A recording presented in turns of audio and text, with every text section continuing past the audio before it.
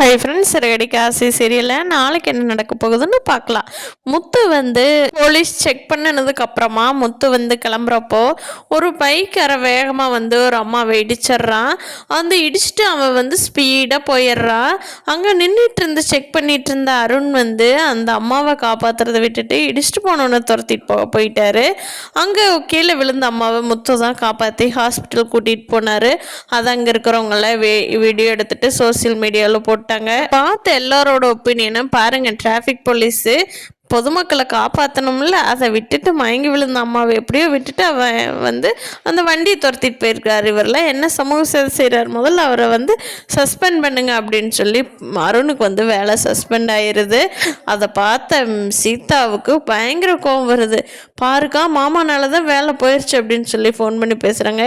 ஏய், அதுக்கு மாமா என்னடி பண்ணுவார்? அவரும் அவரோட வேலையை செஞ்சார். அதுக்கு உங்கள் வீட்டுக்காரருக்கு வேலை போகணும்னா அதுக்கு என்னடா பண்ணுறது அப்படின்னு கேட்குறாங்க.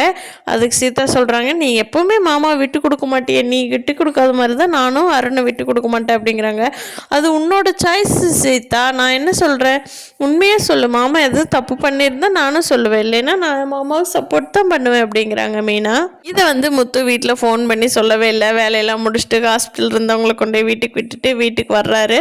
அப்போ மீனா வந்து அங்கேயே நிலவுக்கிட்டவே குறுக்காட்டி கேட்குறாங்க, என்னங்க சார் நீங்கள் வீட்டுக்குள்ளே வரக்கூடாது, என்ன காரியம் பண்ணி வச்சுருக்கீங்க அப்படிங்கிறாங்க. என்ன மீனா, என்னாச்சு அப்படிங்கிறாங்க முத்து.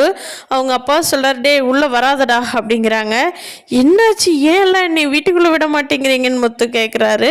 அப்போ மீனா வேகமாக ஆரத்தி எடுத்துகிட்டு வந்து, எவ்வளோ நல்லா காரியம் பண்ணியிருக்கீங்க, வாங்க அப்படின்னு சொல்லி கூப்பிட்றாங்க.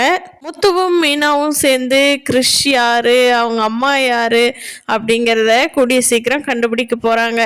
அப்படி சீக்கிரமாக கண்டுபிடிச்சி நம்ம ரோஹிணிக்கு ஒரு பெரிய தலைவலி வரப்போகுது. ரோஹிணி சீக்கிரமாக மாற்றணும்னு நினைக்கிறவங்க நம்ம வீடியோவை லைக் பண்ணிக்கோங்க. நீங்கள் என்ன நினைக்கிறீங்கன்னு கீழே கமெண்ட் பண்ணுங்கள். நம்ம சேனல் இன்னும் சப்ஸ்கிரைப் பண்ணாதவங்க சப்ஸ்கிரைப் பண்ணிக்கோங்க. தேங்க்யூ.